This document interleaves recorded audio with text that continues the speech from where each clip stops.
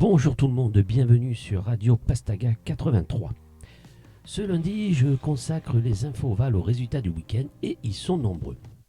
Nous parlerons donc des demi-finales de la Coupe du Monde, le match de préparation du RCT face au Stade français et bien entendu un petit retour sur les équipes locales. Allez, c'est parti pour les infos ovales numéro 25. Commençons bien sûr ces infos ovales par Argentine-Nouvelle-Zélande. Là c'est simple, au bout de 15-20 minutes, la rencontre était pliée avec des Blacks sûrs de leur niveau qui ne cessent de monter en puissance.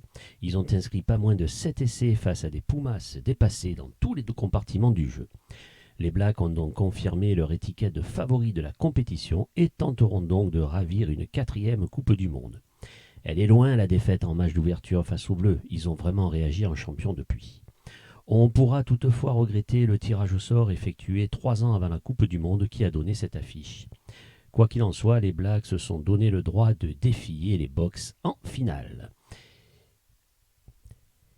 Donc les Box en finale, donc c'est bien ça. Donc nous avons Angleterre, on parle d'Angleterre, Afrique du Sud.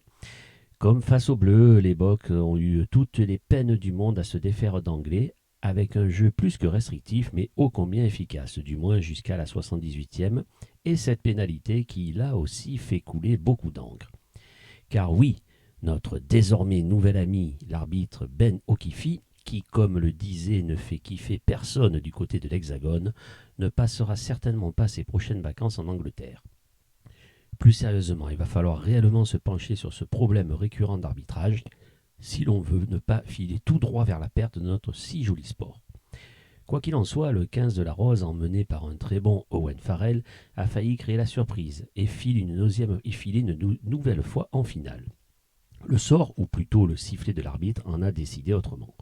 Au terme d'une demi-finale très terne, l'affiche de la finale sera donc Nouvelle-Zélande-Afrique du Sud.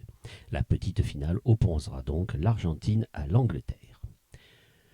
Vendredi, au stade Léo-Lagrange, se déroulait un match de préparation. Le RCT recevait le Stade français Paris avant la reprise du top 14. Au final, victoire sur le fil des Rouges et Noirs 26-22. Outre la victoire, je retiendrai les blessures de 2 joueurs cadres, Baptiste Serin, touché un genou, et Duncan Pawea, qui a ressenti une alerte musculaire lors de la récupération active. Espérons que ce ne soit pas trop grave pour les 2 joueurs, que nous pourrons les retrouver sur la pelouse de Mayol, pourquoi pas dès dimanche à 16h05 pour la réception d'Orionax. Réception d'Orionax, d'ailleurs, sachez que vous pouvez donc réserver votre place pour ce match, donc à dimanche à 16h05. Pour réserver les places, c'est très simple, il faut aller sur ticket.rcttoulon.com. Donc ticket au pluriel.rctoulon.com.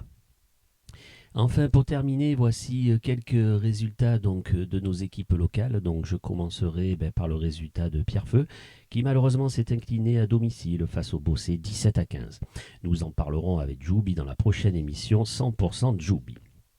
Les autres résultats, donc en même temps que je vous les cite, je vous les affiche à l'écran.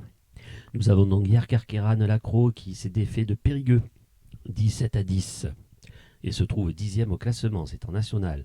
En fédéral 1, nous avons le 15 du Coudon qui a gagné contre Gruassan 36-7 et se trouve 4e du classement.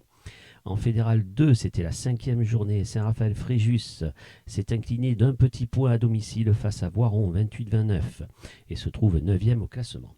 Et enfin, en fédéral 3, nous avons Draguignan, c'était pour la 5e journée. Draguignan qui a battu Marseille 26-13.